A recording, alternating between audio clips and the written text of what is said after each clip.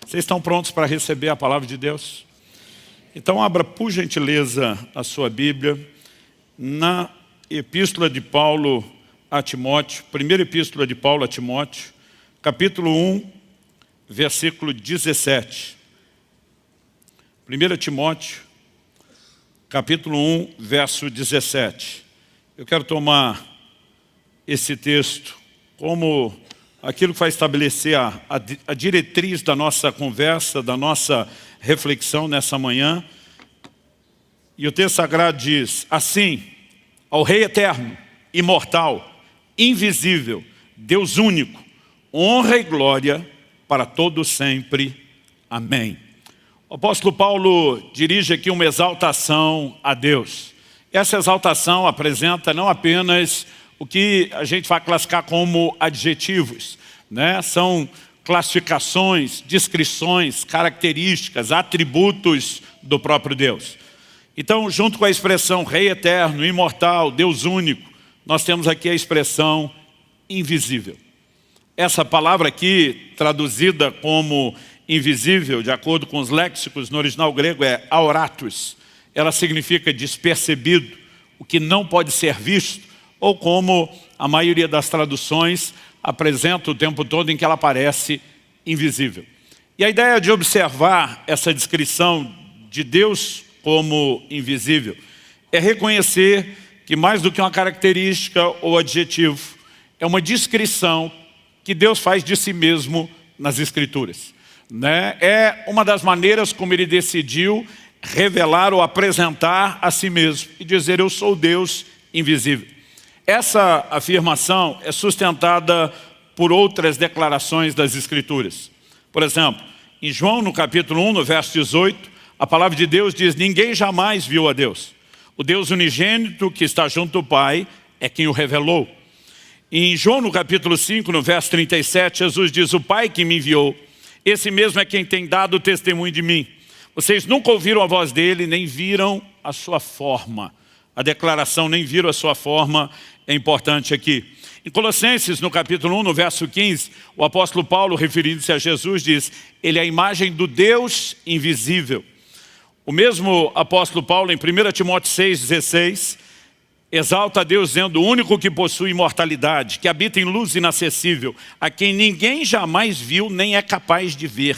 A ele honra e poder eterno. Amém. E por fim, o apóstolo João, em 1 João 4,12 diz: nunca ninguém viu a Deus. A razão de mexer em tantas declarações é mostrar que essa recorrência leva a ideia além do patamar de informação, leva ela para o terreno da ênfase. E qual é a razão de Deus enfatizar isso? Ou, eu diria mais, qual a razão de Deus escolher manter-se invisível aos nossos olhos? O Deus que não é visto, o Deus que não aparece com nenhuma forma. Qual é o motivo? Ao longo dos anos, meditando nas Escrituras, eu percebi pelo menos 3 razões pelas quais Deus decidiu manter-se como Deus invisível, que não se apresenta com nenhuma forma visível aos nossos olhos. A primeira delas gira em torno da questão da fé. Em Abacuque, no capítulo 2, no verso 4, a Escritura diz: o justo viverá da fé. Essa afirmação é repetida em Romanos, em Gálatas, em Hebreus, e é uma diretriz muito específica para nós que vivemos a nova aliança. E qual é a definição de fé? Hebreus capítulo 11, verso 1 diz que a fé é a certeza de coisas que se esperam e a convicção de fatos que não se veem. Logo, a fé é justamente a convicção do invisível. É por isso que Paulo diz em 2 Coríntios, no capítulo 5, no verso 7, visto que andamos por fé e não por vista, porque andar por fé é não depender de absolutamente nada que se vê, né? A fé tem os seus próprios olhos, a sua própria capacidade de enxergar aquilo que os olhos naturais não enxergam. Então, em Hebreus 11, 27, a Bíblia fala que Moisés ficou firme como quem vê o invisível. E para mim faz todo sentido. Se Deus estabelece um padrão de relacionamento conosco que envolve a fé, que é a convicção do que não se vê, que Ele não se mostre com nenhuma forma. Mas, estudando a Escritura, eu percebi um segundo motivo pelo qual Deus decidiu não se revelar com nenhuma forma. Isso diz respeito à questão da idolatria, ou da questão do homem de produzir ídolos, figuras, e Deus, de fato, garantiu que isso não acontecesse. Então, quando no livro de Deuteronômio, a expressão Deuteronômio significa segunda lei, ou repetição da lei, Moisés não apenas vai repetir os principais mandamentos que Deus deu, mas ele vai mexer também no que a gente chama dos highlights, dos melhores e piores momentos da jornada de Israel. Em Deuteronômio 4, se referindo à maneira como Deus se revelou à nação de Israel no cume do Sinai, lá no Monte Horebe. Então logo eles saem do Egito, ele diz o seguinte, eu vou ler aqui Deuteronômio capítulo 4, verso 12, depois eu vou ler dos versos 15 ao 18, e depois eu vou pular direto por 23 ao 24. Verso 12 de Deuteronômio 4. Então o Senhor falou a vocês no meio do fogo, e vocês ouviram o som das palavras dele. Vocês ouviram a voz, mas não viram aparência nenhuma, só escutaram a voz. Verso 15.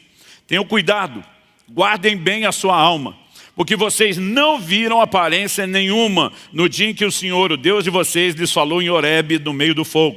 Portanto, tenham cuidado para não se corromperem e fazerem para si alguma imagem esculpida na forma de ídolo, semelhança de homem ou de mulher, semelhança de algum animal que há na terra, semelhança de alguma ave que voa pelo céu, semelhança de algum animal que rasteja sobre a terra, semelhança de algum peixe que há nas águas debaixo da terra. E nos versos 23 e 24, o arremate vem. Tenham cuidado de não se esquecer da aliança que o Senhor, seu Deus, fez com vocês. Não façam para si nenhuma imagem esculpida, semelhança de alguma coisa que o Senhor, o Deus de vocês, proibiu. Porque o Senhor, o Deus de vocês, é fogo consumidor, é Deus zeloso. Então Deus garante, por meio de não revelar-se com nenhuma forma, que eles não migrassem para uma tentativa de reproduzir ídolos, o conceito da divindade na forma de algo que fosse visível, tangível, palpável. O terceiro motivo, acredito que esse também possa ganhar uma atenção especial da nossa parte, diz respeito ao que eu quero classificar como a questão da limitação humana. Em Êxodo, no capítulo 33, Moisés faz um pedido a Deus que seria atendido, mas dentro de condições específicas. Moisés diz para Deus, me mostra a tua glória. Me deixa ver um pouquinho do Senhor. E Deus explica a Moisés que nós, e quando digo nós, estamos falando dos seres humanos, temos uma incapacidade, uma impossibilidade na nossa estrutura carnal, humana, limitada, suportar a percepção, a revelação da glória de Deus. Então Deus responde a Moisés assim, Êxodo 33, eu vou ler dos versos 20 a 23. E acrescentou, você não poderá ver minha face, porque ninguém verá minha face e viverá. Disse mais o Senhor, eis aqui um lugar perto de mim, onde você ficará sob a rocha. Quando a minha glória passar, eu porei você numa fenda da rocha. O cobrirei com a mão até que eu tenha passado. Depois, quando eu tirar a mão, você me verá pelas costas, mas a minha face ninguém verá. Deus está dizendo, não é porque eu não me revelei com forma alguma, que eu não tenho uma forma a ser apresentada. Mas Deus diz para Moisés, se você me encarar, você está morto, literalmente. Você não tem estrutura para suportar isso. Então Deus está dizendo para Moisés, eu vou permitir que você possa experimentar algo bem limitado, bem dosado, de maneira a suportar e ter uma leve noção daquilo que você não tem condições de suportar na sua plenitude. Então o que percebemos não é um Deus que resolveu ser o Deus invisível no relacionamento conosco, que não se aparenta com nenhuma forma por não tê-la, mas justamente porque, entre outros motivos, além de nos chamar para a fé, de não querer a reprodução na forma de imagens e ídolos, também está dizendo, vocês não têm condições de suportar. Aliás, é essa a explicação de Deus a Moisés, que nos ajuda a resolver um outro impasse, que para alguns é uma aparente contradição. Eu sempre destaco aparente porque a Bíblia não se contradiz. Eu digo sempre às pessoas, diante de qualquer aparente contradição, você só tem um desafio de interpretação. Porque a mesma Bíblia que sustenta, e eu fiz questão de ler vários textos, que ninguém viu a Deus, que Deus é o Deus invisível, também relata outros momentos como esse, onde Moisés viu o Senhor. Agora, isso que nós chamamos no Antigo Testamento, na teologia, nós classificamos como teofania, significa uma aparição de Deus, são sempre manifestações limitadas. Por exemplo, em Êxodo 24, depois que Deus revelou a glória no Sinai, nós percebemos o próprio Deus convidando Moisés, Arão, 2 dos seus filhos e 70 dos anciãos para uma experiência especial. Êxodo 24, 9 e 10 diz assim: Moisés, Arão, Nadab e Abiú e 70 dos anciãos de Israel subiram o monte.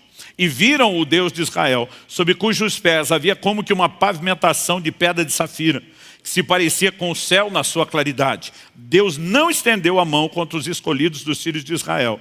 Eles viram Deus, comeram e beberam. Traduzindo, não morreram. A ênfase da visão tem muito mais a ver com os pés de Deus do que qualquer cenário de uma percepção completa. Mas a Bíblia diz que viram. Gideão, o registro está em Juízes, capítulo 6, versos 22 e 23.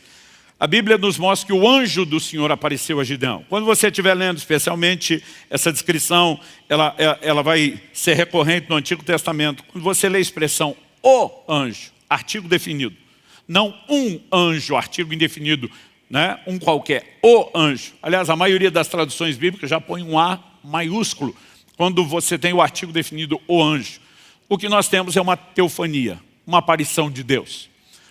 Ao anjo do Senhor, a Escritura atribui não apenas ações que só cabem a Deus, declarações e atributos que pertencem só a Deus. Portanto, entende-se, são manifestações do próprio Deus. Então, Gideão constata, Juízes 6, 22, quando Gideão viu que era o anjo do Senhor, diz: ai de mim, Senhor Deus, pois vi o anjo do Senhor face a face. Mas o Senhor lhe disse: que a paz esteja com você, não tenha medo, você não morrerá. O mesmo pavor se apodera dos pais de Sansão, quando o anjo do Senhor aparece. E eles trazem o holocausto é aceito, a forma como o anjo do Senhor se revela naquele momento. O pai de Sansão, Manoá, diz: certamente vamos morrer porque vimos a Deus.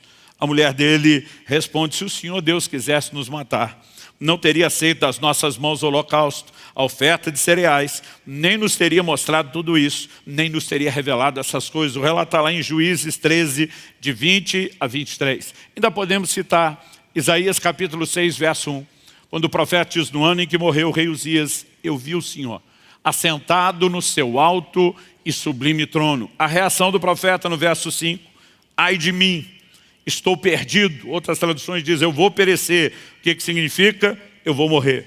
Porque diz: os meus olhos viram o rei, o Senhor dos exércitos. Nenhuma dessas experiências as pessoas realmente viram Deus na sua definição, na sua expressão, na sua glória, na sua plenitude. É quase como se Deus dissesse: está mais para um vislumbre do que para uma visão. Eu quero mostrar alguma coisa que apenas provoque e empolgue vocês, mas nem vocês, depois do que viram, vão poder dizer que me viram de fato, porque eu sou bem maior do que isso.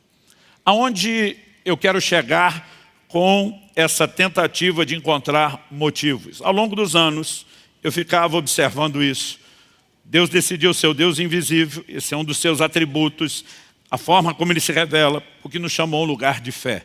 Isso para mim é suficiente.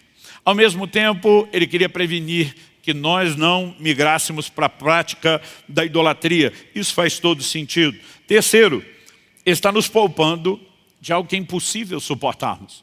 Uma revelação plena e completa de si acabaria conosco nesse momento.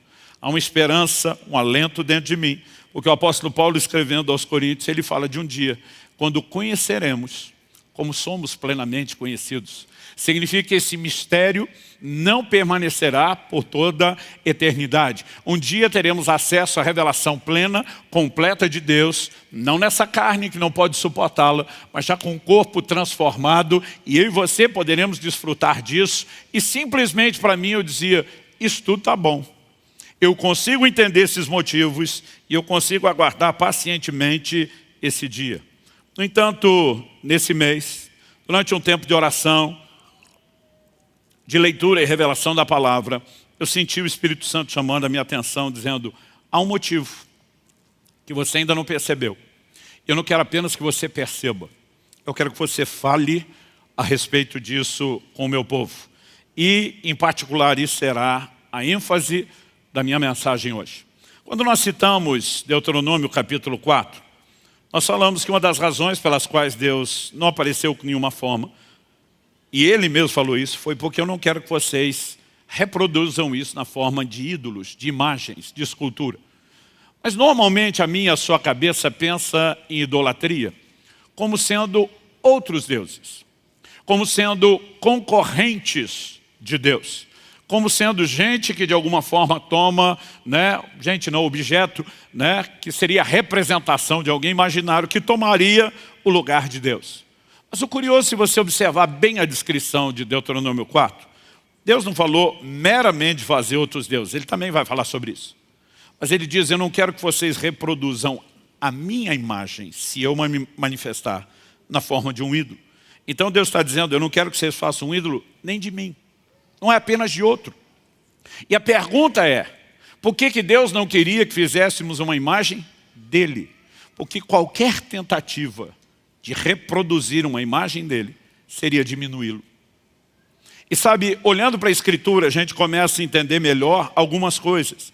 Eu ficava me questionando como aquele povo que sai do Egito vê tudo que Deus fez.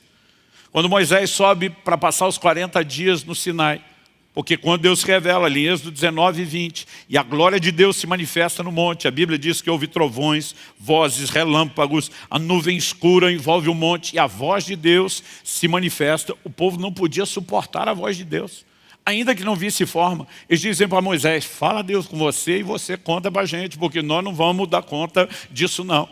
Então Deus diz para Moisés, eu vou aceitar isso. Você sobe, está comigo, eu falo e depois você repassa. Só que Moisés sobe sem saber quanto tempo leva. O povo também não sabia quanto tempo levaria. E a Bíblia diz que Moisés fica mais de um mês, 40 dias naquela nuvem. Mas não tinha um WhatsApp naquela época para avisar. Galera, o pau está quebrando, a glória está intensa, eu estou aproveitando, aguenta aí, que uma hora dessas eu volto.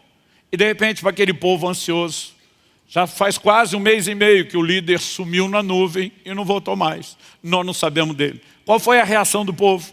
Êxodo 32, de 1 a 5, diz assim, o povo viu que Moisés demorava para descer do monte. Então reuniu-se em volta de Arão. Ele disse, levante-se, faça para nós deuses que vão adiante de nós. Quando você lê a expressão no plural, deuses, você pensa, estão falando de outra coisa. Estão falando de outros deuses, obviamente. Eles dizem assim, façam para nós deuses que vão adiante de nós. Pois quanto a esse Moisés, o homem que nos tirou do Egito, não sabemos o que lhe aconteceu. Arão respondeu, tirem as argolas de ouro das orelhas de suas mulheres, de seus filhos e de suas filhas e tragam para mim. Então todo o povo tirou das orelhas as argolas e as trouxe a Arão.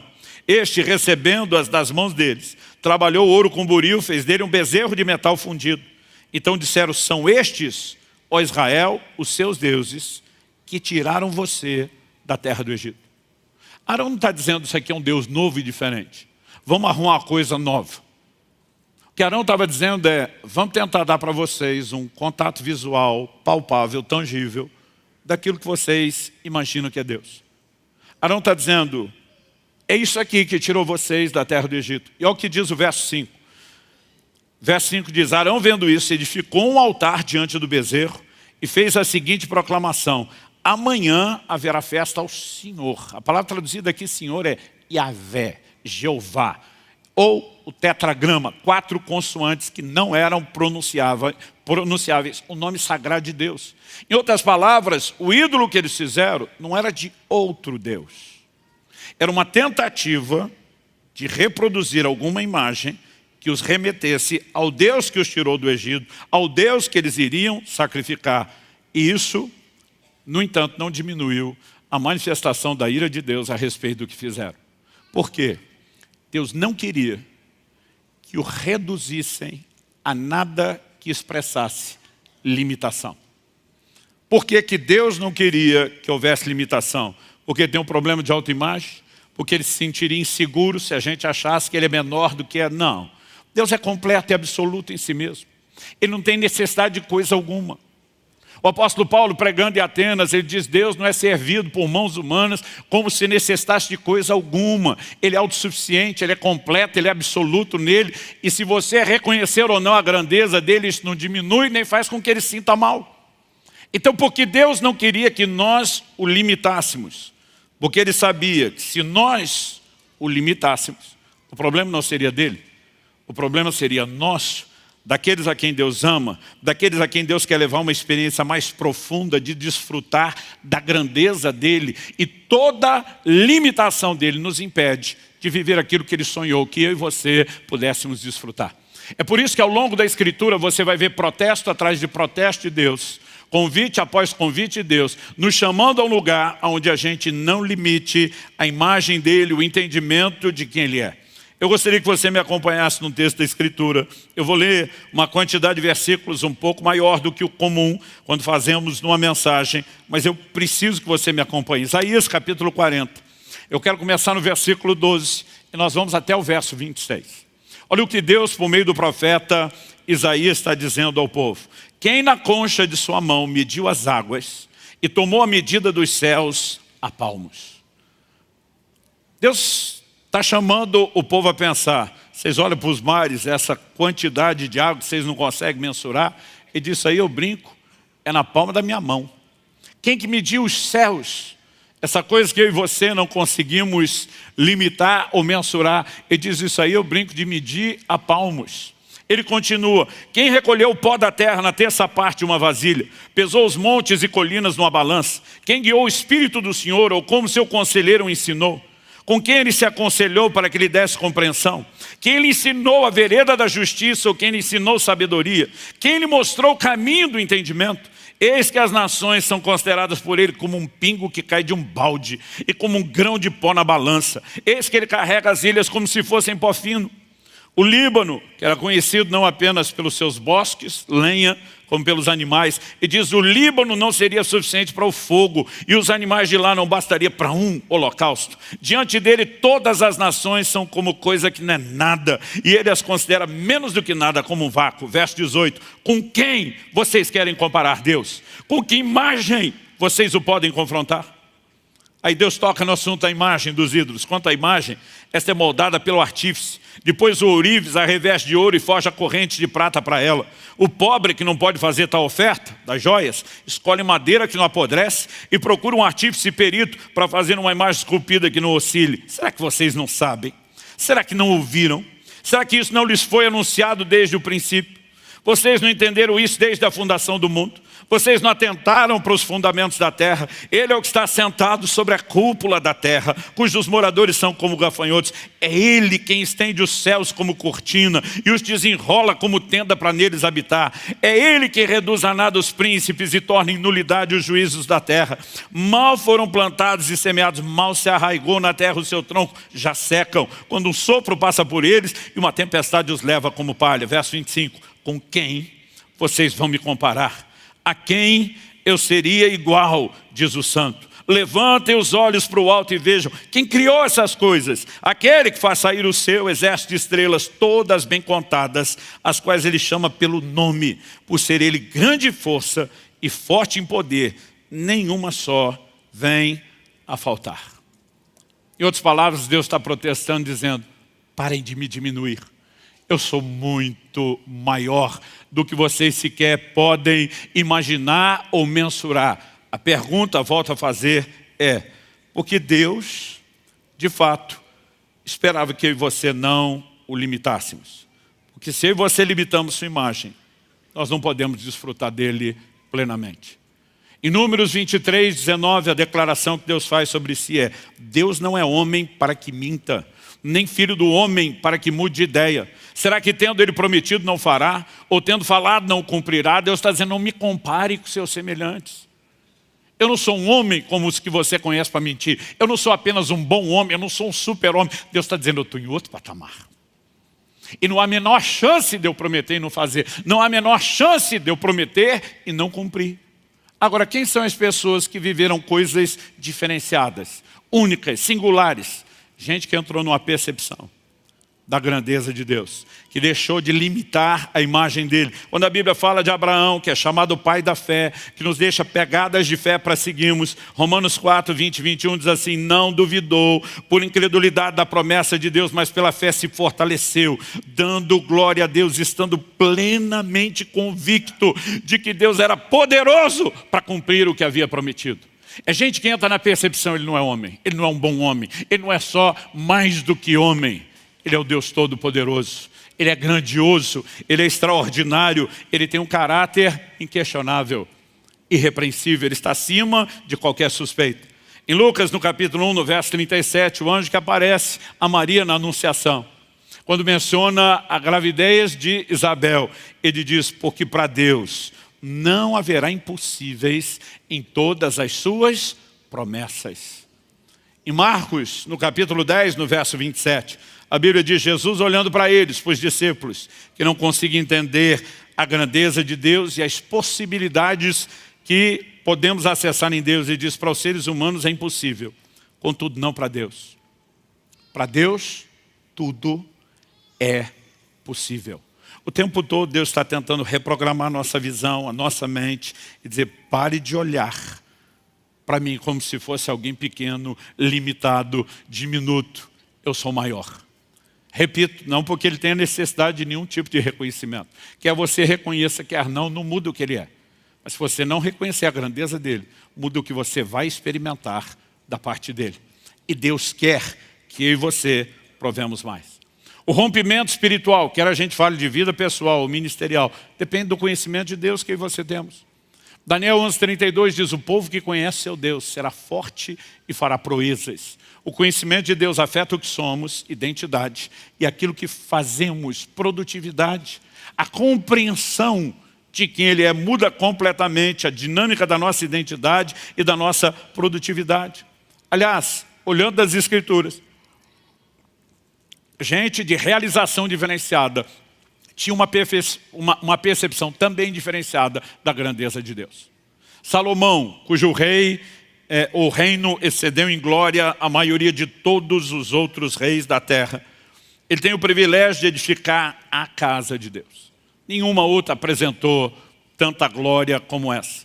Na hora de consagrá-la, segundo Crônicas, capítulo 2, versos 5 e 6, diz que Salomão afirma, o templo que edificarei será grande. Falei, na hora de consagrá-la não, na hora de construir. O templo que edificarei será grande, porque o nosso Deus é maior do que todos os deuses. Ele está dizendo, esses povos todos à nossa volta, para pegar uma imagem de um Deus fictício, imaginário, que eles inventaram, criaram, que não fala com eles, que não intervém, já tem alguma expressão, e diz, a do nosso, o verdadeiro, tem que ser maior. Mas olha o que ele diz.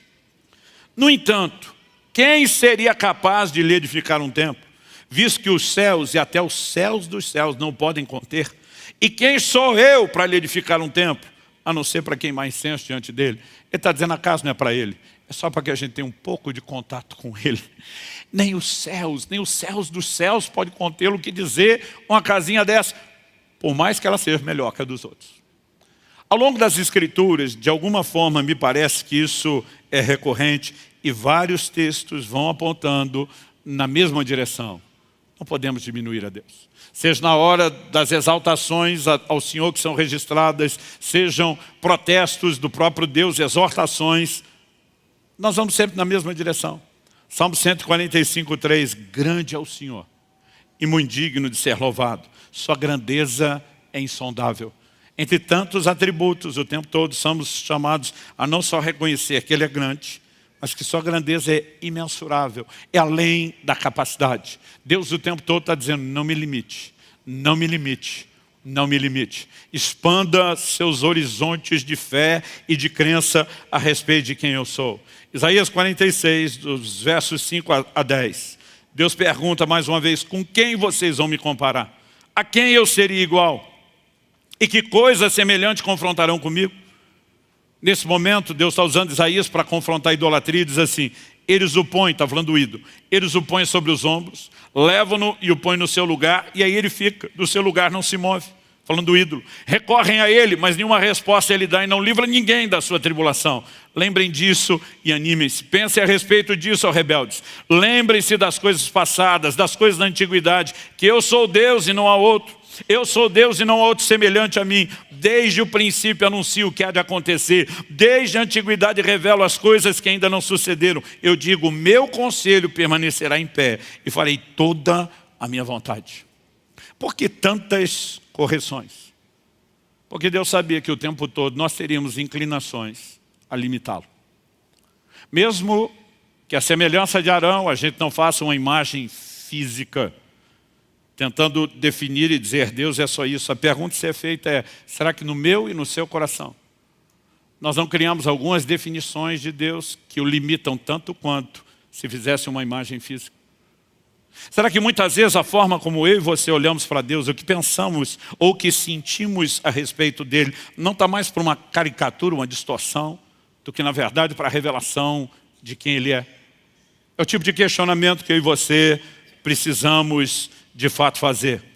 E com isso não estou dizendo que eu e você não conheçamos nada de Deus. Mas muitas vezes nós estacionamos num nível e impedimos a nós mesmos de seguir além, de ir adiante. Moisés foi o camarada que mais viu sinais, prodígios e milagres. Mas tem um momento que ele está cansado do povo, cansado do ministério, cansado do seu encargo, cansado da responsabilidade. Aquele povo que está sendo sustentado de forma sobrenatural com o maná começa a reclamar. Nossa alma tem fastio desse pão vil. Nós queremos é comer carne. E o Moisés está para o crime. Ele vai falar para Deus, eu não aguento mais. E Deus disse, vocês vão comer carne o mês inteiro. Eu acho interessante, Deus diz, vão comer até sair pelos narizes. E aí o que o Moisés vai falar para Deus? Números capítulo 11, de 21 a 23. Moisés, porém, respondeu, esse povo no meio do qual estou é de 600 mil homens de pé. Esses de 20 anos de idade para cima, arregimentados, alistados no exército. Suceder para cada um deles uma mulher, uma esposa, e 3 filhos, média generosa, tanto de esposa como de filho para aquela época. Você pode multiplicar o número por 5, foi a 3 milhões de pessoas. Nós estamos falando de uma Curitiba e meia. Então Moisés está dizendo, Deus, eu acho que o Senhor não fez as contas antes de prometer. Você consegue imaginar uma churrascada para 600 mil homens, o que dizer para 3 milhões? Agora Deus disse, vocês vão comer carne o mês inteiro. Moisés está dizendo, o Senhor não deve ter feito as contas. E aí ele continua e diz assim, e tu dizes, eu lhes darei carne, eles comerão durante o mês inteiro. Quantos rebanhos de ovelhas e de gado teríamos de matar para que tivesse o suficiente? Ou será que bastaria se ajuntássemos para eles todos os peixes do mar? Moisés está dizendo, nem o Senhor dá conta. Porém o Senhor respondeu a Moisés, será que a mão do Senhor se encurtou? Agora mesmo você verá se a minha palavra se cumprirá ou não. A Bíblia diz que Deus fez chover codornizes a ponto de se empilharem. Deus disse, vocês vão comer até sair pelos narizes. E sabe o que ele está dizendo? Nem você, Moisés, sabe quem eu sou. Nem você entendeu de verdade aquilo que eu posso. Porque muitas vezes, quando estamos limitando a Deus, não significa que estamos dizendo que Ele não pode nada. Mas estamos dizendo que Ele pode menos do que o que Ele realmente pode. As limitações podem acontecer em níveis diferentes. Mas elas costumam acontecer dentro de nós. E Deus não quer que isso aconteça. Então o tempo todo Ele está dizendo, eu não me expressei com nenhuma forma, porque eu não quero que vocês me limitem. Eu sou maior do que a capacidade de qualquer coisa que vocês possam imaginar. Onde isso nos leva? Terceiro e último lugar. Primeiro, questionamos porque Ele não quis ser visto, não porque não tem a forma, mas porque Ele não quis aparecer. E depois dos 3 motivos, fé, evitar idolatria, nossa incapacidade de suportar a revelação plena de quem Ele é, tentei destacar um 4º elemento. Deus não quer que nós o limitemos. Agora, para que nós não limitemos, eu acredito só tem uma solução prática para isso. E esse é meu terceiro e último tópico. Cresça na revelação. Cresça no entendimento de quem Deus é. Mais do que não diminuir a percepção de quem Deus é, nós precisamos do caminho oposto, é crescer na revelação e no entendimento de quem Ele é. Oséias capítulo 6, verso 3 diz assim, conheçamos e prossigamos em conhecer a Deus. Você pode repetir isso comigo? Diga, conheçamos e prossigamos em conhecer o Senhor. Ou seja, não é só o que eu e você já conhecemos. A gente precisa prosseguir conhecendo. Porque a revelação de Deus é progressiva e eu e você não podemos parar. Eu e você não podemos estacionar o tempo todo. Deus está dizendo, me permita aumentar a imagem que você tem de mim, a percepção que você tem de mim, a compreensão de quem eu sou, da minha grandeza, dos meus atributos. Por quê? Repito, porque Ele tem necessidade? Não. Porque nós temos. Jesus falou algumas vezes para algumas pessoas, seja feito conforme a sua fé. Sabe o que ele está dizendo? Você vai experimentar de Deus, não depende do quanto poder Ele tem. Depende do quanto você entende o que Ele pode e quer fazer por você.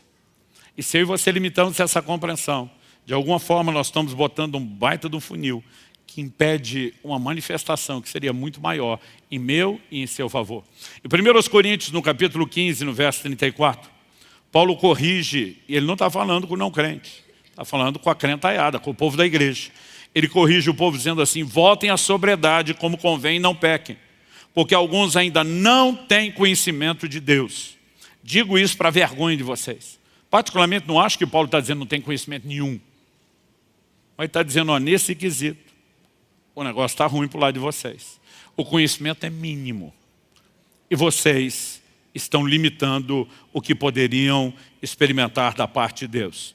Então a pergunta é, como eu e você podemos crescer na revelação de Deus? Eu acredito que o tempo todo a Bíblia nos chama a um lugar que não é meramente de um código de conduta, de um comportamento religioso, de preencher apenas requisitos comportamentais. Desde o início o que Deus tem proposto ao homem é o relacionamento. E a forma de nos relacionarmos com Deus invisível, ainda baseada em fé, não significa que a gente não possa acessar o conhecimento e entendimento de quem Ele é. Como experimentamos isso? Um dos aspectos, e os dois estão voltados à maneira como nos relacionamos com Deus, que é ter tempo com Deus, tempo de qualidade com Deus. Um deles diz respeito à oração. Jesus diz, entra no teu quarto, fecha a tua porta, fala com o teu pai em secreto. Em outras palavras, ainda que ele seja invisível, se isole, separe-se para estar com ele. Porque no ambiente de oração, eu e você não vamos apenas apresentar petições que podem ser respondidas. E obviamente a resposta a essas petições nos ensina muito sobre quem Deus é, sobre o quão presente Ele pode ser na minha e na sua vida, sobre o que Ele quer e o que Ele pode fazer, mas é mais do que isso. Em Jeremias 33:3, Deus diz, invoca-me que te responderei. Mas não parou aí. Essa parte é bem legal, ver resposta às orações. Mas Ele diz, anunciar-te-ei coisas grandes e ocultas que tu não sabes. Sabe o que Deus está dizendo? O ambiente de oração não deveria ser um monólogo, onde você vem, fala tudo o que quer, depois vira as costas, sai e só espera eu atender tudo que você pediu. E diz que você deveria ir além de alcançar resposta às suas petições. E entrar no lugar onde eu começo a te mostrar coisas que você não sabe. Ah, pastor, vou te revelar coisas grandes e ocultas, não quer dizer que não seja sobre ele. E não há nada que diga que não possa ser. Quem vive uma vida de oração e de comunhão com Deus, sabe que se existe um ambiente para que a gente entenda as coisas, emana desse lugar. Agora, além da vida de oração, e daqui a pouco eu volto a falar sobre como isso turbina uma outra área, eu e você precisamos entender a importância de gastar tempo com a palavra de Deus. Eu e você temos um privilégio que os antigos não tinham. Ter nossas próprias cópias e versões da Bíblia para ler isso diariamente. Lá atrás, os sacerdotes tinham acesso a isso. Deus ordena que o rei tivesse uma cópia do livro da lei para ler todos os dias, mas não era todo mundo que tinha o privilégio. Eu e você temos o privilégio. E ler a Bíblia não diz respeito apenas se informar sobre o nosso código de crença, de conduta, o que pode, o que não pode ser feito, quais são nossas doutrinas. A leitura da palavra nos leva a uma revelação de quem Deus é. Em João, no capítulo 5, no verso 39, Jesus diz, vocês examinam as Escrituras, porque julgam ter nelas a vida eterna. E diz, são elas que testificam de mim. E diz, é lá que você vai entender quem eu sou. Que você vai entender não só o que eu posso fazer, mas até por que eu quero fazer aquilo que eu digo que quero fazer. Em outras palavras, ele está dizendo, você vai poder me conhecer melhor. Aliás, há uma química e uma combinação entre o seu envolvimento com a palavra e a vida de oração. Por quê? Qual é o material que o Espírito Santo usa para trazer revelação? Qual é a matéria-prima com a qual ele trabalha? Jesus diz, o Espírito vai guiar vocês a toda a verdade. Mas ele não sinalizou apenas do nada. Ele diz, ele vos fará lembrar aquilo que eu tenho dito. É impressionante como tudo aquilo que você está lendo, e tem hora que você está lendo, vamos falar sério, gente, não parece estar fazendo diferença. Ou acontece só comigo? Você leu e pensou, só informação. Mas daqui a pouco você está no ambiente de oração. E aquelas coisas que não fizeram muito sentido e que não empolgaram, de repente elas começam a ferver dentro de você. As peças do quebra-cabeça começam a se conectar. E você de repente diz, uau! Ou aquilo que você leu e quando terminou de ler, diz, eu acho que eu nem lembro aquilo que eu li. Daqui a pouco você vai aconselhar alguém e versículos que nem você sabia que podia lembrar. Começa a ir de dentro de você e você pergunta, onde é que isso veio? Porque o Espírito Santo trabalha em cima de uma matéria-prima que infelizmente a maioria de nós não está dando para ele trabalhar. Agora, quando eu e você começamos a entrar no lugar de compreensão da palavra, isso pode nos ajudar numa redefinição. A gente questionou antes, eu volto a questionar agora. Será que temos criado alguma imagem, não necessariamente física, como um ídolo, mas uma caricatura, uma limitação, uma distorção de Deus dentro de nós? Porque na própria Escritura nós vemos gente que diante da pressão de circunstâncias difíceis, elas simplesmente definem Deus pelo seu sentimento. É por isso que a mulher de Jó vira para ele e diz, amaldiçoe seu Deus e morre. Quando está tudo bom, mal agradece. Ficou ruim, Deus não presta. Porque nós o definimos a partir do quê? De sentimentos? Onde está a definição de Deus? A definição de Deus não pode estar baseada no que eu sinto ou no que eu penso, mas naquilo que Ele disse a respeito de si. Agora, honestamente, nossos sentimentos muitas vezes nos traem. Quem nunca teve aquele pensamento ou sentimento diante de algo, Deus é injusto? Agora a pergunta é, a definição é o que eu pensei e senti? Ou o que ele diz na palavra, Hebreus 6,10, porque Deus não é injusto para se esquecer do trabalho que vocês fizeram e do amor que mostraram para com seu nome, pois vocês serviram e ainda estão servindo aos santos. Quando a gente tem um sentimento de Deus não está sendo fiel, de repente brota entre você, segundo aos Coríntios 1,18, mas como Deus é fiel, a nossa palavra dirigida a vocês não é sim e não, Ele é fiel. Ou de repente brota dentro de mim e dentro de você o sentimento de que Ele falou e não cumpriu. A pergunta é, um Deus que mente? Em Tito, no capítulo 1, nos versos 2 e 3, Paulo diz, escrevo na esperança da vida eterna, que o Deus que não pode mentir, prometeu antes dos tempos eternos e no momento oportuno, manifestou sua palavra mediante a pregação que me foi confiada por ordem de Deus, nosso Salvador. Ele está dizendo, o Deus que não pode mentir, prometeu e cumpriu, porque Ele sustenta o que Ele fala, Ele não pode mentir. De repente, eu e você temos aquele sentimento, um Deus que não nos protege. E o Espírito Santo, de repente, vai trazer dentro de você, Romanos 8,31, que diremos então, à vista dessas coisas, se Deus é por nós, quem será contra nós? Ou você pode ter que lidar com o pensamento ou o sentimento de um Deus que não importa. E aí vem o verso seguinte, Romanos 8,32. Se Deus não poupou, nem mesmo a seu próprio Filho, antes o entregou por amor de nós, como não nos dará juntamente com Ele todas as coisas? Traduzindo, se Deus deu Jesus, que é o que Ele tinha de melhor por você, crente, Ele faz qualquer loucura por você. Quem está entendendo, diga amém. Um Deus cujo amor falha, que é o que Satanás vai tentar colocar na sua mente o tempo todo. Romanos 8, 38 e 39, pois eu estou bem certo de que nem a morte, nem a vida, nem os anjos, nem principados, nem coisas do presente, nem do porvir, nem os poderes, nem altura, nem profundidade, nem qualquer outra criatura poderá nos separar do amor de Deus que está em Cristo Jesus, nosso Senhor. Agora, quando eu e você estamos fundamentados na revelação de quem Ele é, isso não gera apenas uma forma correta de pensar. Isso gera uma convicção sobrenatural, gera fé. E a fé dá a mim e a você o acesso a quem Ele é.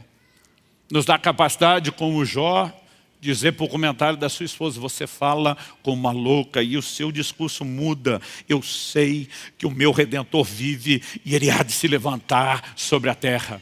Sabe, a capacidade de crescer na revelação de Deus muda tudo por completo. Isso envolve, inclusive, recordar o que Ele já fez e o que Ele já registrou por meio da sua Escritura, que fez não só o que Ele fez na minha e na sua vida, mas ao longo da história o que Ele tem feito. Salmo 77, de 11 a 14. Recordarei os feitos do Senhor.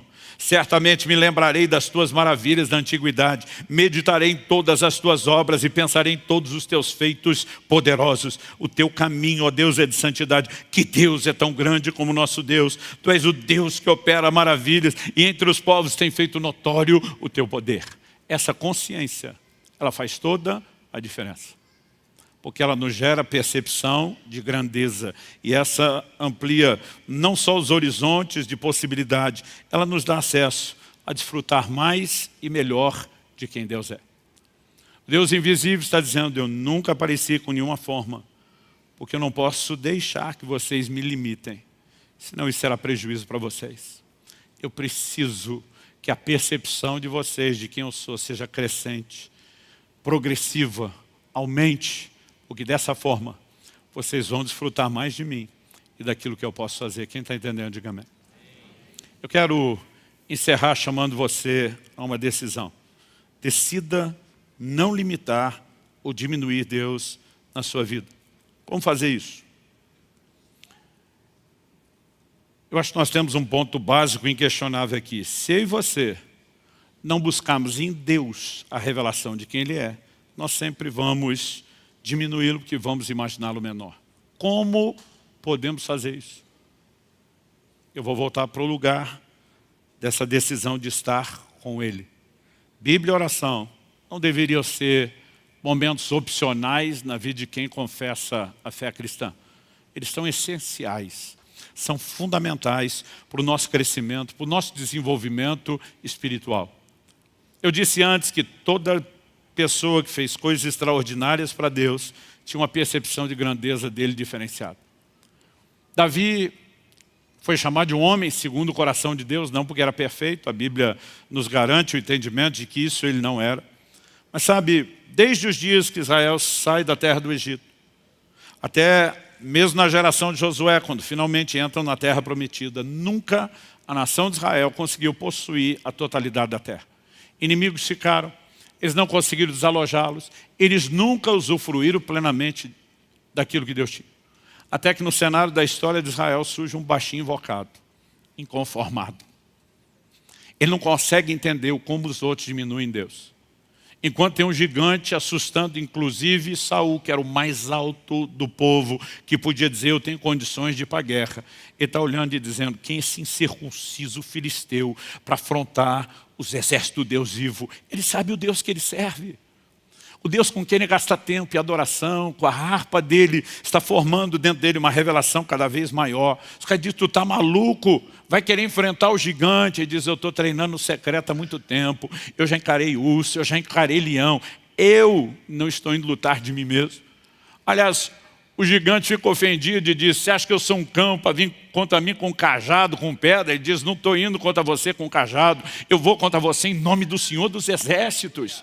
Agora, a conquista de Davi não para aí. Davi foi a primeira pessoa na história de Israel, depois de centenas de anos, que dirige e lidera a nação a conquistar a plenitude do que Deus tinha. Quando Deus nos arrancou do Egito, do mundo e do pecado, não foi para que eu e você perambulasse por um deserto. Deus tem para mim e para você algo mais do que uma vida de mediocridade. Ele tem um lugar de plenitude. Mas preste atenção, ninguém vai conquistar plenitude se não aumentar a percepção. Agora, onde é que Davi conseguiu aumentar a percepção? No tempo a sós, não só adorando. No Salmo 27, 4, ele diz, uma coisa pedi ao Senhor, e eu vou buscá-la. Ele está dizendo, não tem nada mais importante, não tem nada que precise ser tanto um alvo pelo qual eu seja obcecado. Uma coisa eu peço ao Senhor e vou buscá-la, que eu possa morar na casa do Senhor todos os dias da minha vida, no lugar da sua presença. Para quê? Ele diz, para contemplar a beleza, a formosura do Senhor. Ele diz, eu quero ficar admirando Deus, seus atributos, sua grandeza. E ele diz assim, e meditar no seu templo. A palavra meditar é inquirir, estudar. Tradução brasileira diz, estudar no templo. Estudar o quê? Ele está dizendo, eu quero estudar Deus. Eu quero conhecer Deus. Eu quero conhecê-lo pela revelação da sua palavra. E quando eu e você decidimos ir para o lugar da devoção, da adoração, da oração e da palavra, a percepção aumenta. Quando a percepção aumenta, nós aumentamos todas as possibilidades de desfrutar quem Ele é. Eu não vim aqui meramente exortar você, porque não posso ser que eu não estou fazendo isso, eu estou. E Paulo, quando fala aos Coríntios, ele diz, eu digo para vergonha de vocês, alguns de vocês não têm conhecimento de Deus, e estão deixando Ele desse tamanho na sua vida. O que impede Ele não só de fazer o que quer na sua vida, impede Ele até de se revelar para outros. Mas eu vim te dizer, a boa notícia é que Deus está dizendo, eu não quero só que você não me limite, eu quero que você expanda a sua percepção. porque eu quero me manifestar grande na sua vida. Segundo Crônicas 16:9, eu termino aqui, diz que os olhos do Senhor passam por toda a terra. Na teologia chamamos isso de antropomorfismo. Deus usa linguagens que o homem entendeu, não precisa passar o olho literal, porque Ele é onisciente, Ele conhece tudo. Mas Ele está tentando fazer a gente entender que Ele está procurando gente no meio da massa humana. O que Ele está procurando? A Bíblia diz, os olhos do Senhor passam por toda a terra, procurando aqueles cujo coração seja inteiro para com eles, a fim de se mostrar forte para com esses. Ele não vai se mostrar forte para todo mundo. Ele está procurando onde estão aqueles que vão me levar a sério, onde estão aqueles que vão voltar o seu coração para mim. Esses que aumentarem a minha percepção, eu vou revelar minha força e o meu poder para eles. Então eu termino te pedindo, te implorando algo. Decida estar entre esses que os olhos do Senhor vão encontrar. Decida migrar para o lugar da comunhão e dizer, eu não vou limitá-lo, eu não vou criar uma imagem mesmo que não seja um ídolo palpável e físico, que o reduz, que o limita, que o diminui. Eu vou aumentar a percepção no único lugar onde eu e você podemos fazer isso, na presença dEle, no tempo com Ele. Você recebe essa palavra em nome de Jesus? Feche seus olhos por um instante. Espírito Santo, nós precisamos mais do que uma exortação e um encorajamento. Nós precisamos de despertamento. Eu oro por isso na vida dos meus irmãos e irmãs. Eu oro por aquele sopro de vida do Teu Espírito. Eu oro que mais do que inquietar a mente, a maneira de pensar e processar humana e naturalmente informações, o Senhor provoque o coração. O Senhor provoque em nós fome. O Senhor provoque em nós sede. Eu oro por despertamento. Eu oro pela capacidade de não apenas ouvir o Senhor, mas de corresponder contigo. Eu oro a Deus por aquela capacidade que não é nossa. Ela vem de Ti, de conseguirmos entender a oferta de amor por trás deste chamado, de entender que é mais do que cobrança, de que é um anseio profundo do Senhor de nos levar a um lugar onde nós não mais o limitamos. Nós oramos por dias de rompimento espiritual. Nós oramos por dias de despertamento espiritual na vida de cada um dos Teus filhos, cada um dos meus irmãos e irmãs. Eu oro por aqueles que se encontram nesse auditório, eu oro por aqueles que nos acompanham pela internet, seja ao vivo ou por meio de uma gravação. Eu oro que o sopro do Teu Espírito os toque e os alcance. E que um novo tempo se inicie nessa jornada de descobertas. Nós oramos em nome de Jesus. E para a glória do Senhor mesmo. Em nome de Jesus. Amém.